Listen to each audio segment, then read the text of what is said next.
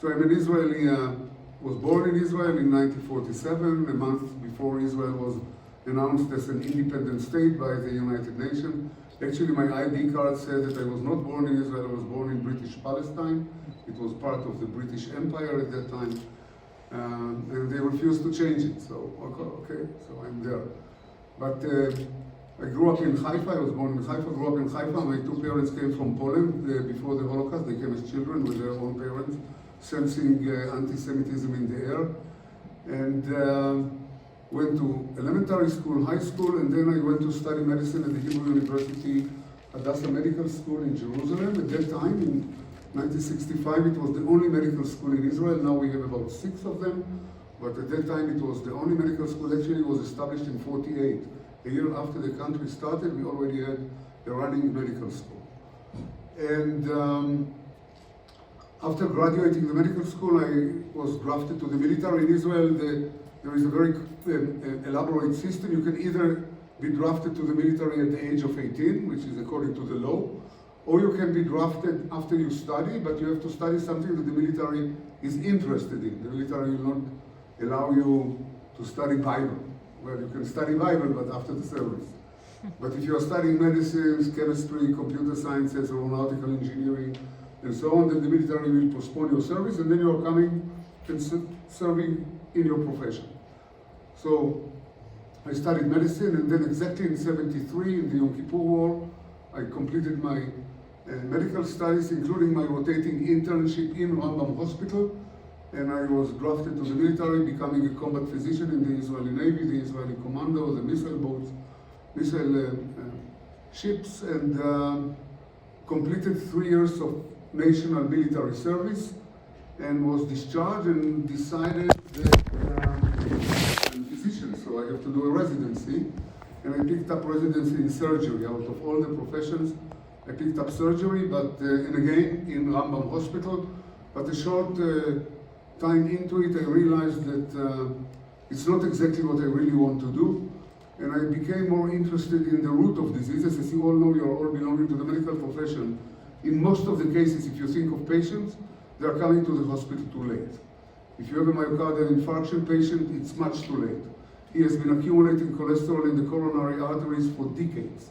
The Americans did PMs on American soldiers that fought in the Korea War, 18 years, 19 years old soldiers. They did post-mortem operation, and they found already the beginning of accumulation of cholesterol in the coronary artery. If you get a cancer patient, when the cancer patient is already symptomatic, complains of something, pain, some neurological symptoms and so on, you diagnose it, it started much earlier on. And I somehow naively wanted to understand why people become sick at the very beginning. What is the root of the sickness? I must admit that in retrospect, it was a foolish thinking. It was risky, kind of absurd type of a thinking, because once you are walking into the laboratory, you are working on something that is nitty-gritty, the corner of the corners of the corners. I mean, you're not working on diseases and you're not curing cancer, just forget about it. So, but nevertheless, you know, this was my idea, and I said goodbye to the chairman of surgery. I gave him a few weeks' note that I want to leave and to go to do research.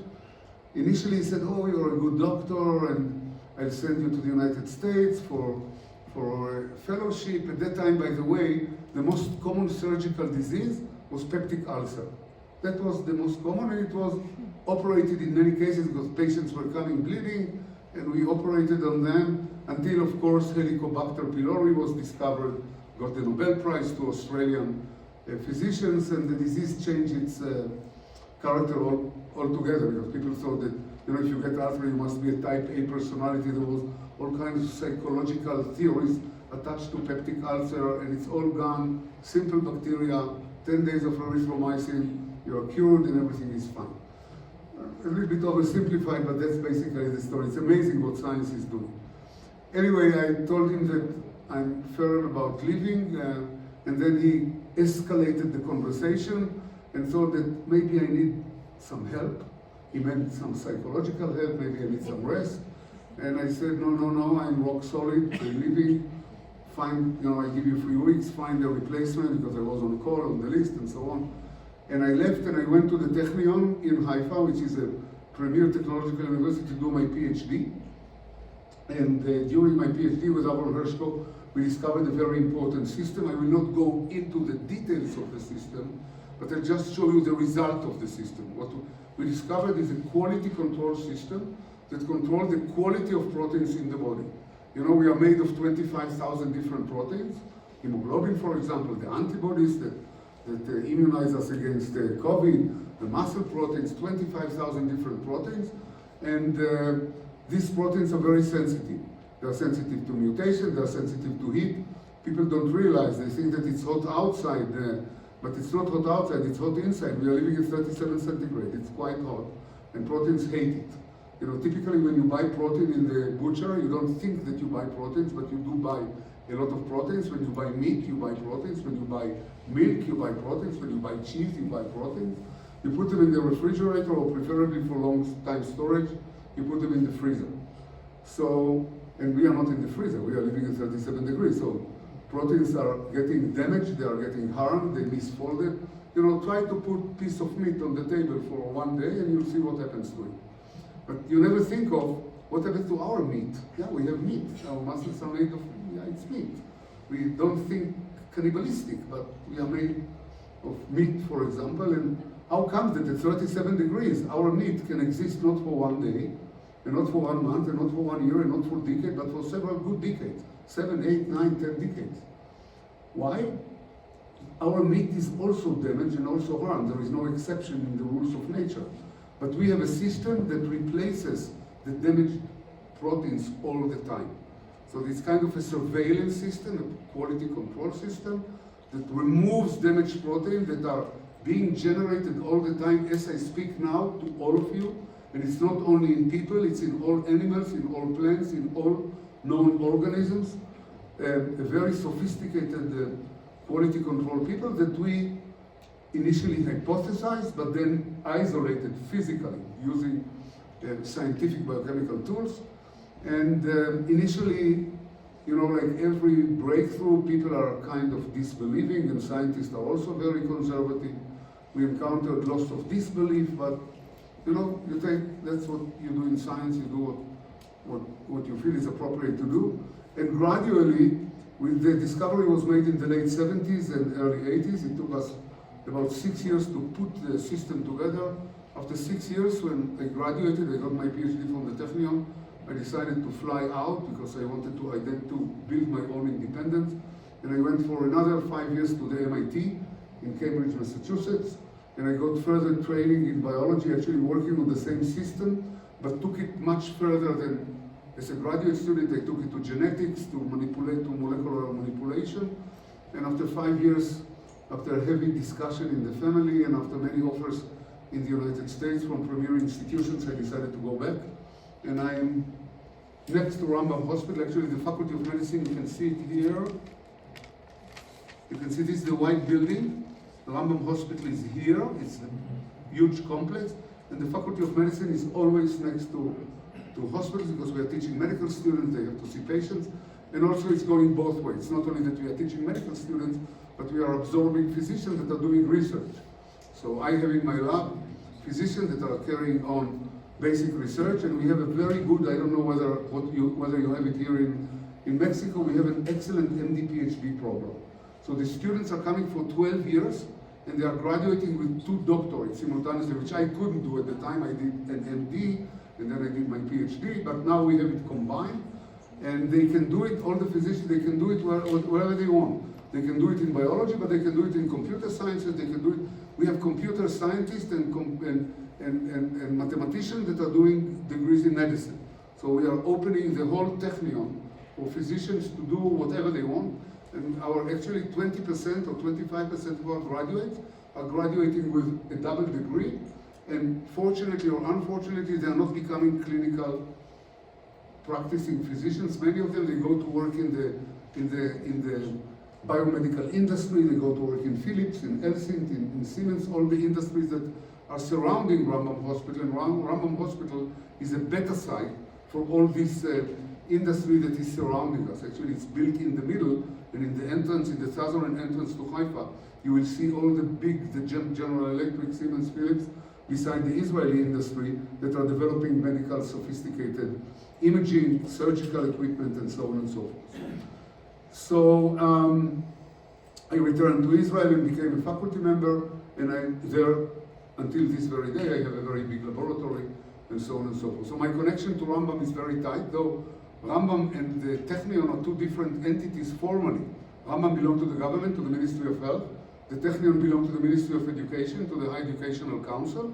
But that's formality. We are basically tied up like Siamese brothers. I mean, we are one unit, and the intention was that Mickey will present you the hospital, I'll present you the research, but it happens so that Mickey is not here, so that's basically our story. So let's go very quickly to what we did and how the future of medicine looks like in my eyes. And so the quality control, what happens if the quality control doesn't work?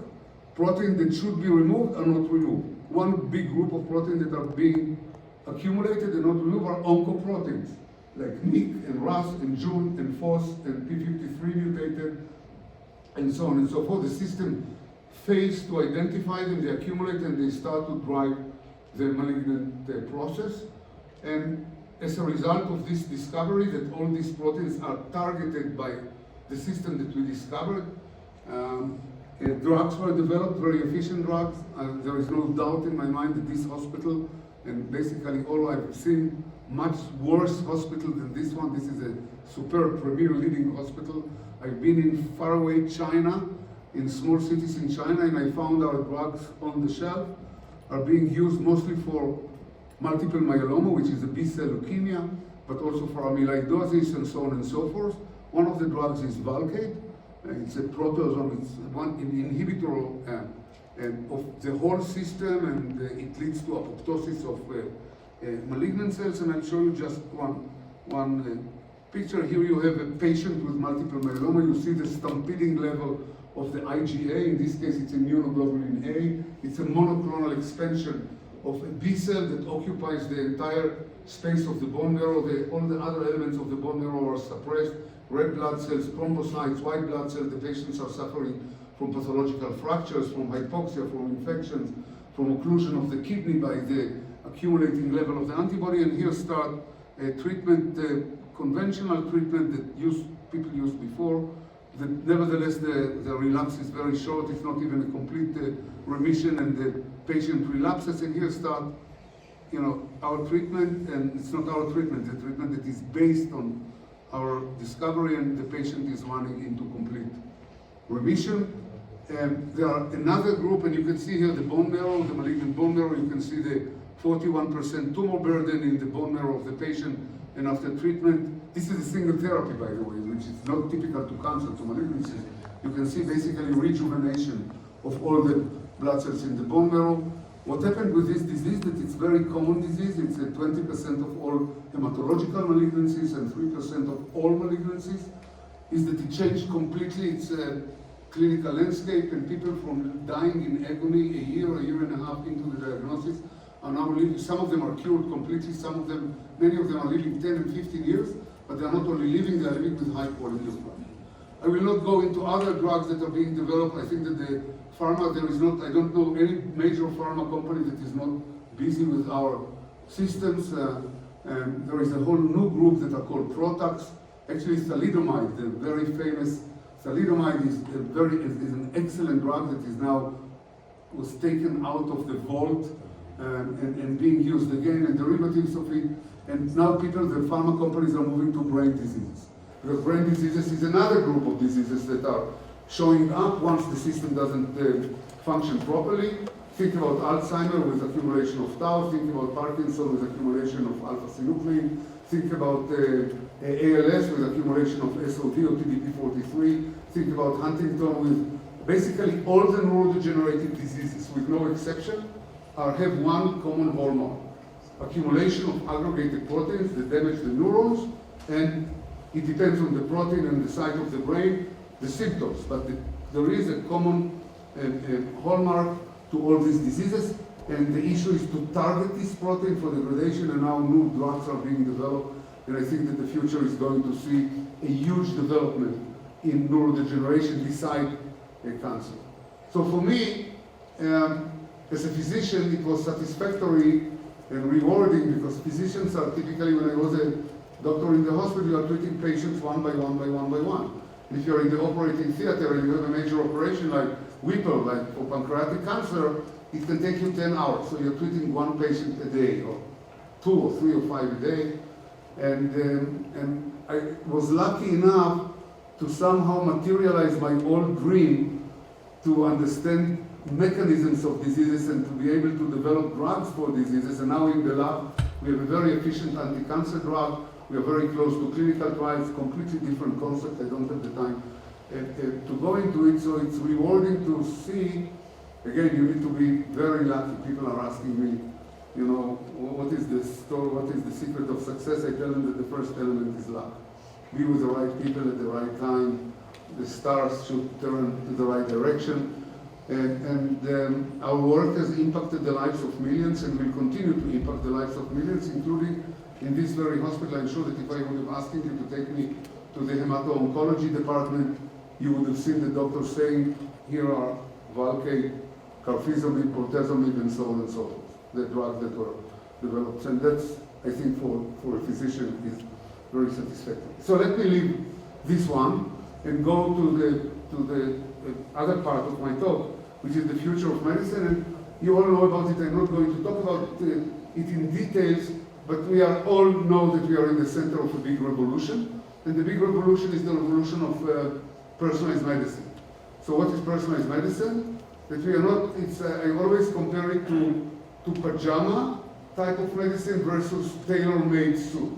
What is pajama? Pajama is something that we are not going to a very sophisticated fashion store to buy, because it's for the night. We are covering ourselves with a blanket. There are basically 3 sizes, small, medium, and large. The rubber band in the middle can take care of the rest of the sizes. And we are moving away from one size fits all to a tailored medicine. And the tailored medicine is based on, again, on science and technology. And the science and technology is basically the discovery of the DNA.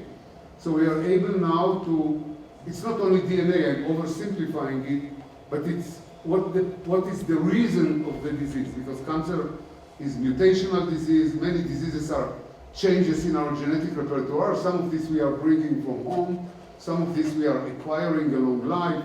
Climate, irradiation, air pollution, whatever we are acquiring. And we are able today to analyze the base of the disease and accordingly to module the protein that is mutated, and then to use sophisticated computational chemistry in order to find either agonist or antagonist to this mutation. So we are basically widening in a big way the base of medicine. So until now, let's go very quickly because you all know what's going on. By the way, this is very interesting. You know, the dream of people is to live forever and at the same time to remain young and healthy forever. You know, you're thinking about it, there is something into it, not to the will of people, but to the ability of science and technology to extend our life, but along with problems that are coming with it. So now, you know, 120 years ago, people were living about 50 years. Women died during delivery. There was no blood transfusion. We didn't know anything about AB, O, plus, minus. We didn't know anything about anesthesia. There was no X-ray. Actually, the first Nobel Prize that was awarded in 1901 was given to Konrad Wilhelm Röntgen for discovering the X-ray, the Röntgen. And then came, for 8 years we were living with Röntgen. I myself was trained on X-ray and mobile.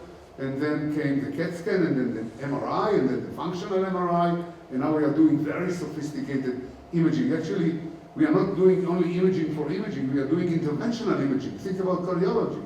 You know, basically all the cardiac surgeons almost were thrown out of jobs by interventional cardiology. The same for gastroenterology, the same for operation. Think about the Da Vinci. I'm sure that your operation theaters are full with Da Vincis. So think about, you know, on technologies of what's going on there. So we are moving very, very fast to to very, very different medicine. And with this medicine, we are able to extend our life by 35 years. We are living now 85 years on the average in the developed countries. So we added like 35, 40 years. We almost doubled our lifetime within 1 century. If we think about the old Romans and Greeks, they lived 4,000 years ago. They lived 35 years or so. So it took 4,000 years to add 10, 15 years. And now, within 1 century, another 40 years or 35 years. The question is whether it's going to continue. No, it's not going to continue. It's going to continue slowly. We are going to flatten out at around 110. That's the prediction. We don't know yet because we look at the curve. Actually, the United States is going down because of COVID, because of violence, shooting, road accidents, and so on and so forth. Big America is going down. But in general, we are climbing up, but we are climbing up with problems. We are climbing up with retirement. We are climbing up with people that are all of a sudden find themselves without income or without decent income. We are climbing up in diseases. Basically, if you look at this hospital is all treating, except for pediatric medicine, which is a little bit side medicine, all treating age-related diseases. Think cancer is a bona fide age-related disease. You know, most of the cancer patients, I'm the president of the Israel Cancer Society, it's climbing with age. Cardiovascular disease, all the vascular diseases are age-related diseases. Brain diseases are all, these are the 3 main killers. So think about it, we created these diseases by extending lifespan. Actually, 100 years ago, people didn't die of Alzheimer's, they didn't die of myocardial infarction, and they didn't die of cancer because they didn't live long enough to get all these diseases. So the result of the science and technology, yes, we are living longer, but yes, we are also generating problems and we have to deal with them. Not that anybody would have given up living long. I mean, forget about it. Everybody clings to life with fingers on slippery walls. But nevertheless, that's the fact. And we don't think about medicine globally, but that's what we are doing. So, but personalized medicine is going to take us further, and I will not go into it, but I will not go into the history, but actually it's going to be personalized because instead of jumping on the patient with the tumor and taking the tumor away and jumping and attacking him with chemotherapy, and we are going to first analyze what is going on behind the disease. If we are going to sequence the DNA, we might be able to predict the disease in the future.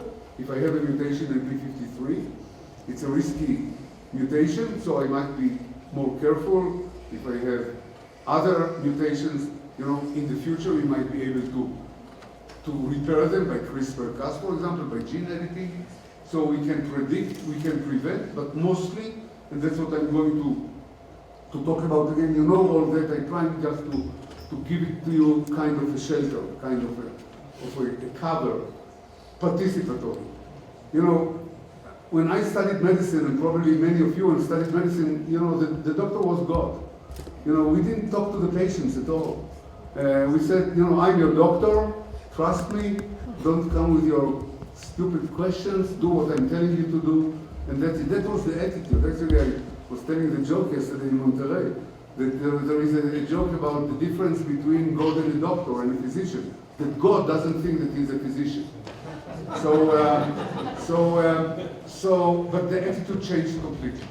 There is the internet now, the patients are much more knowledgeable, there are groups of patients, they know exactly what's going on, they consult one another, and also the juridical system came in. There are lawsuits against doctors and so on, so the doctor took a side step, and the doctor is now more like professional consultant. So that's what we are doing basically, and the patient must participate. Patients are very different in their knowledge, in their background, in their culture, in their religion, in their beliefs. They're very different from one another, but nevertheless the patient has the responsibility to participate in the decision on his or her own fate. We can consult, but we cannot order, we cannot say do it, and so on and so forth. And the patient takes much more responsibility because the decisions are going to be much more complex, because the medical procedures are much more complex. We can transplant heart today. We can transplant heart and lung. We can do a lot of things that we didn't do before, and therefore the decision, and it's risky procedures. So the patient has to take a part in the decision-making process. Of course, personalized medicine came from the observation that if you are starting with a group of patients, on one day, let's say that you are seeing 10 prostate cancer patients, and they're all colored, but we are blind to see the color, they are ending up after 5 years or 10 years in different phases. Some die because we couldn't analyze, we couldn't diagnose the metastasis. Let's say that one cell was already seated in the bone, in the vertebrae, and we couldn't diagnose it. And some are cured. And personalized medicine is there in order to prevent this phenomenon, to be able to predict the most efficient treatment and the prognosis a priori when the patient is already showing up, and not to say to the patient, let's wait and see 5 years whether you are making it through or you are not making it through. And of course we are very different. So patients are not mice in the lab. We are men and women, we are fat and thin, we are tall and low, we are eating Mexican diet and high-fat diet, I don't know where. We are bringing different genetic repertoire from home, from our parents. We are very different from one another. If you think about it, out of the 8 billion people that live on this planet, not 2 are identical. Not 2, even not identical twins. Because identical twins start to divert epigenetically once they are out of the uterus. So not 2 people that walk on the face of Earth. So why should they have the same disease? Of course, the disease is very different from one another, and many ethical issues are coming up, and that's what I want to talk about a little bit and to conclude. Of course, the whole story started with this couple, with Watson and Crick, that discovered in '53 the structure of the double helix. And when I look at, you might joke about it, you think, oh, Nobel, I'm always kind of cynical about it. People think that Nobel Prize laureates know everything. They ask me about Beethoven, and they ask me what do I think about the elections in Mexico, and what do I think about that, and what do I think about that. We are people. We are people. But even in the Nobel Prize, I remember very well this conversation. After we got the announcement from Sweden, I got a call from 2 Nobel laureates in Texas. They are friends of mine, both Jews, Mike Brown and Joe Goldstein. They discovered the cholesterol story and so on, which led to the development of statins and the cholesterol-lowering drug. And they said to me, Aaron, you are still fresh to this, and you are probably shocked. But along the way, you will find out that the class of Nobel laureate, we always call it the class of 2025 in the university or in high school, is not different than any other class that you have been to during your lifetime, from kindergarten all the way to elementary school, high school, and university. On the very right side, they are the most brilliant one. In the middle, they are the majority, and on the left side, there are some that somehow got it. Let's don't allude on that further. But I can tell you that in my opinion, in biology at least, and not in physics of course, the most important Nobel Prize is this one. Because the whole entire genetics and medicine is standing on the foundation of understanding the structure of the DNA, and then what we call the central dogma of biology. From DNA to RNA to proteins, all the mutations, all the new drugs are all based on this. So these people belong to the very right side of this Gaussian curve.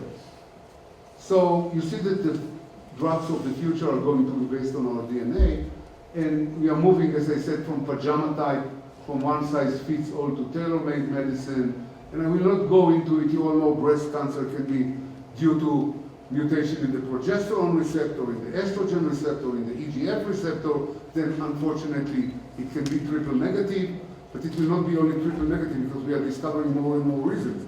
It might be deca negative, or I don't know more than deca in Latin. But we triple now because we know only 3 reasons, and then the 4th one is called triple negative, but it will be more than triple.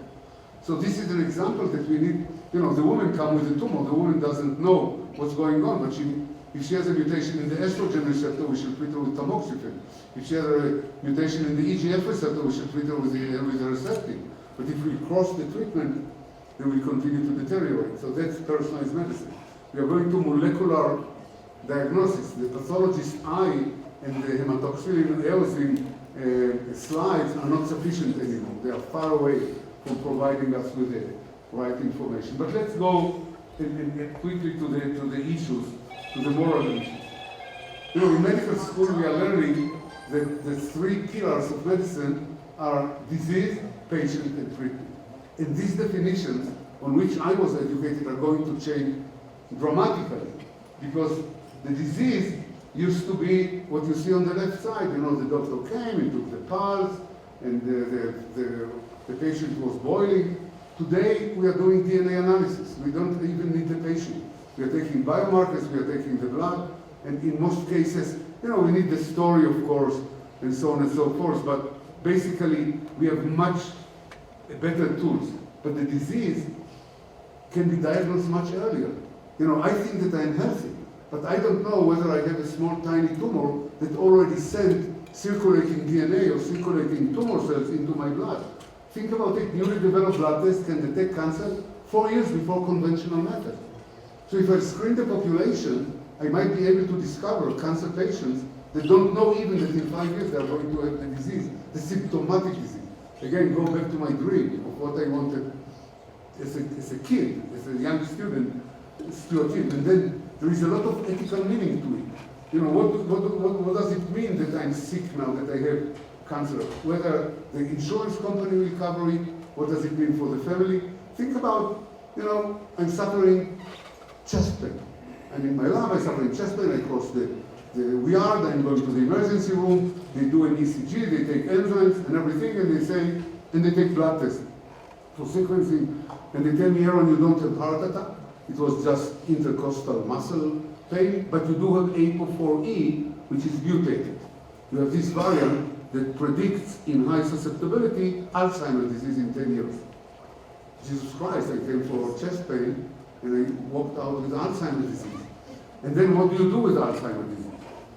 Do you go to your wife and tell her that? Do you go to your children that might carry the same gene? Do you go to your employer that might fire you, private employer? Do you go to your insurance agents that may revoke your insurance policy because, it's renewed every year?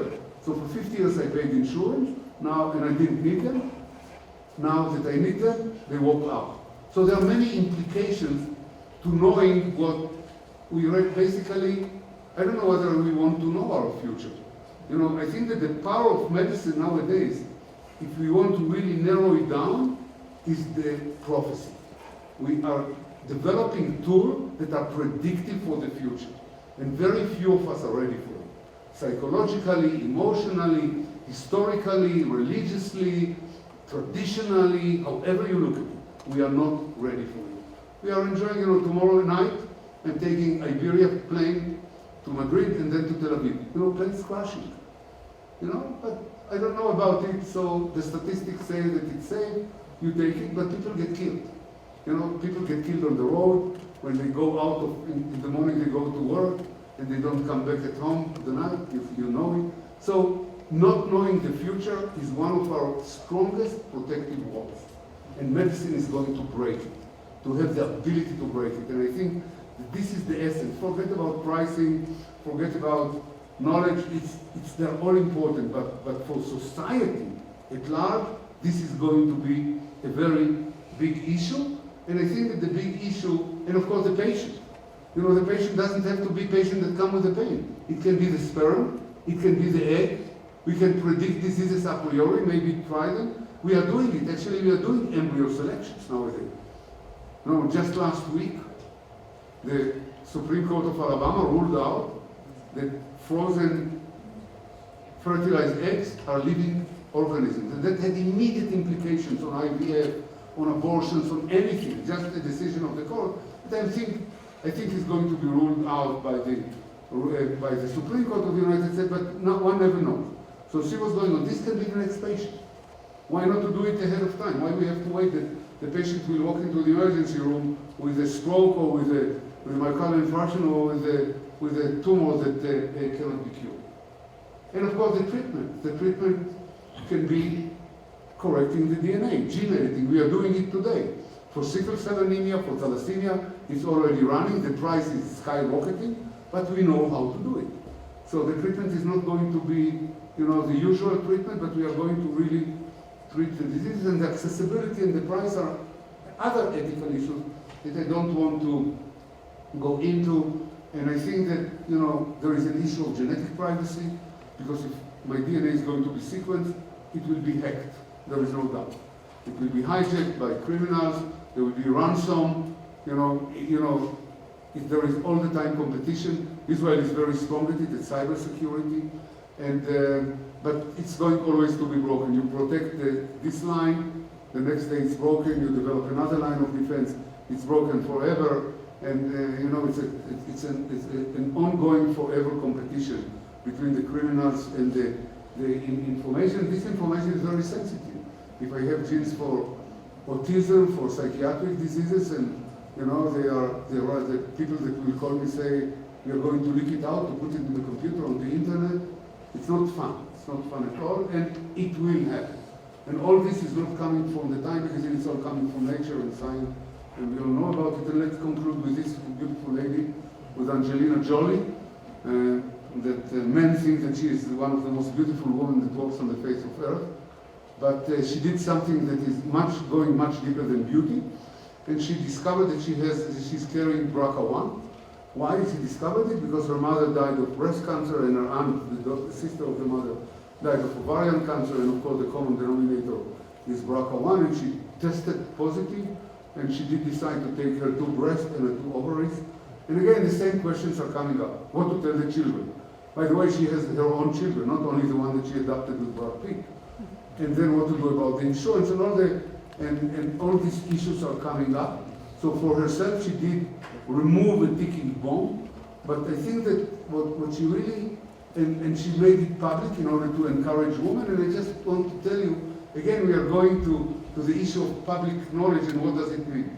In America, people, there was a huge flux of women going to be tested. In Israel, nobody, nothing. Why? Because people say, we are religious, we trust in God. With God's help, in Yiddish, as they say. Why should we be tested? God will be with us to help. So you see how traditional and cultural differences determine a public health problem, a bona fide public health problem. So it's going to be it might be easy in the lab, but it's going to be much more difficult, to apply it to population. It will require a lot of campaigns of psychologists, sociologists, clergymen, legislators, and so on, in order to convince the public. And convincing the public is a major task. Think about vaccination hesitancy in the United States. People didn't want to get vaccinated, especially the black population, because they simply don't trust the government. They say, this government that discriminates us in Alabama and in Mississippi, that don't give us jobs, now want to vaccinate us and to make us crazy or what. So they don't trust the government. So the trust, when we are talking public health, we are talking basically contract between government and population, and the same is true for vaccination, the same is true for prevention, for screening, for modern medicine. So all I wanted is basically, I think that you all knew about what I told you, but I thought that to kind of pack it in a more personal, concentrated way. So it's nice being here, and thank you very much for your attention.